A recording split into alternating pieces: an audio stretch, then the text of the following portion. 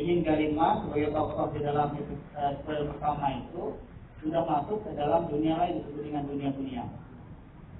Nah ini kan dunia bunian ini kan adalah dunia yang berbeda dengan kita.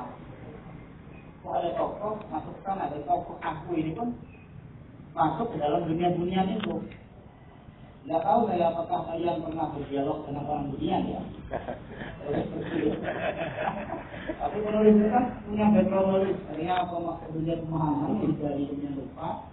Kalau sekarang jelas, saya sudah bisa membuktikan penulis memang ingin tulisan ini meyakinkan sebagai novel sejarah, dia mengunjungi tempat situs yang ada di situ.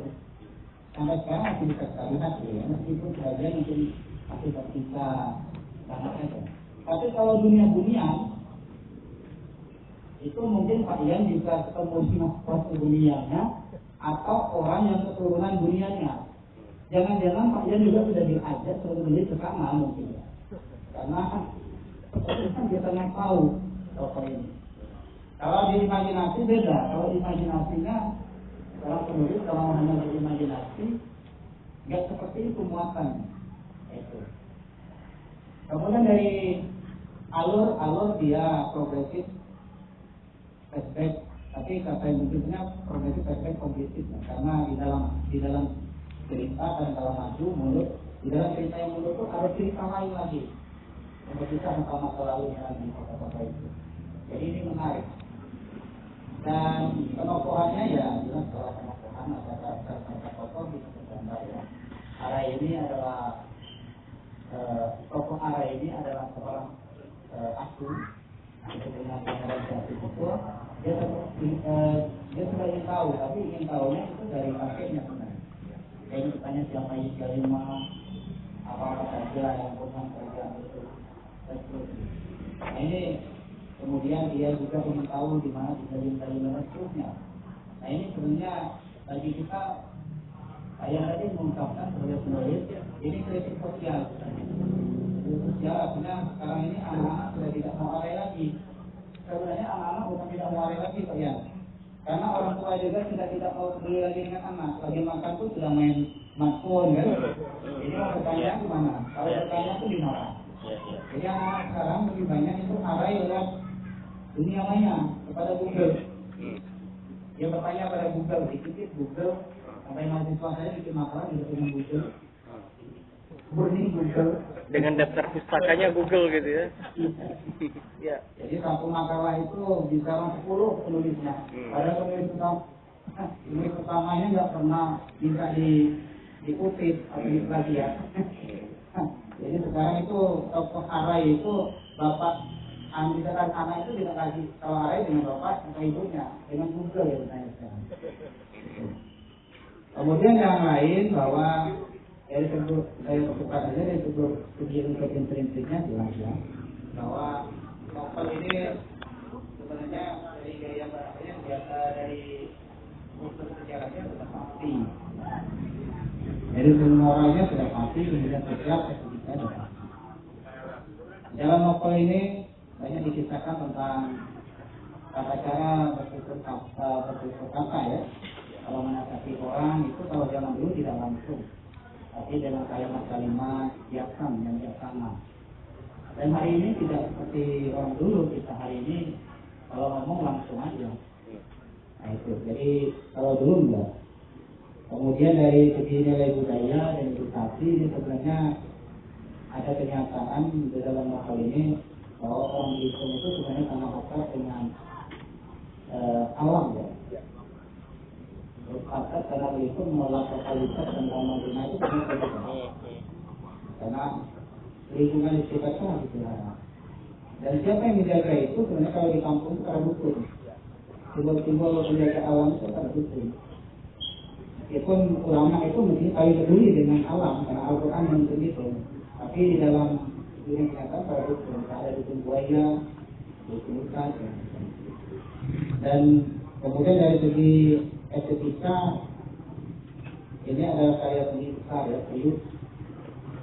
Ada fakta-fakta yang bisa dicari dari novel ini. Meskipun dia bukan buku sejarah, tapi dari novel ini dari sebuah karya sastra bisa dibuktikan setiap orangnya.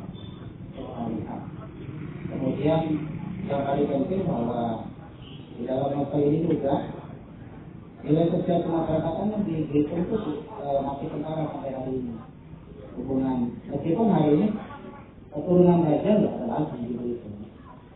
Maksudnya raja nggak ada lagi, tapi keturunannya mungkin tahu.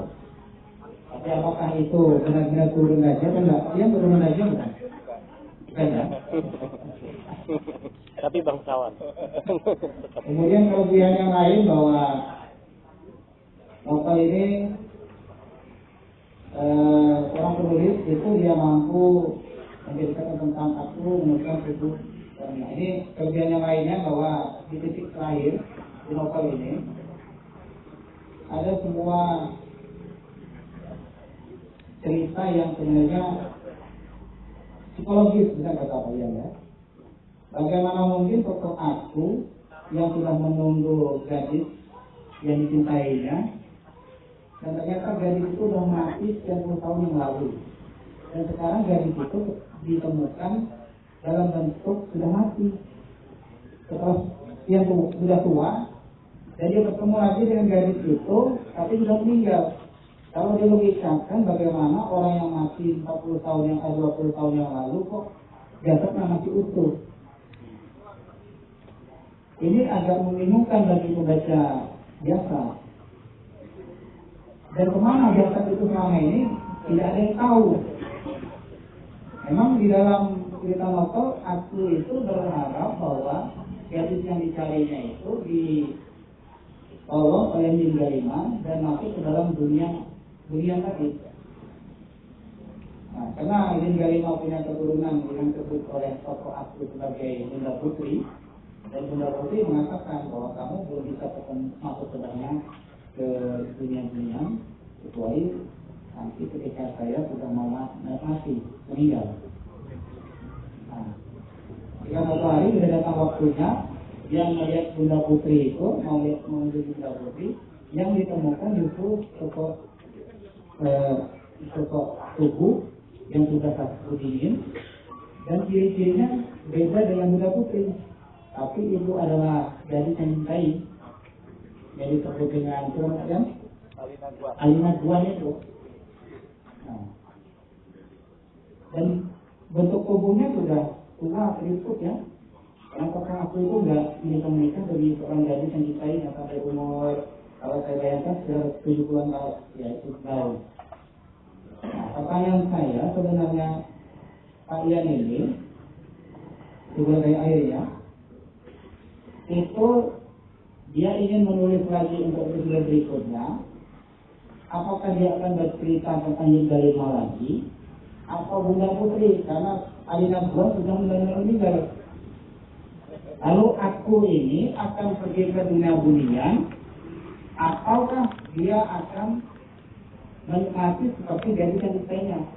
Tapi hari ini saya tidak bisa membaca ini saya.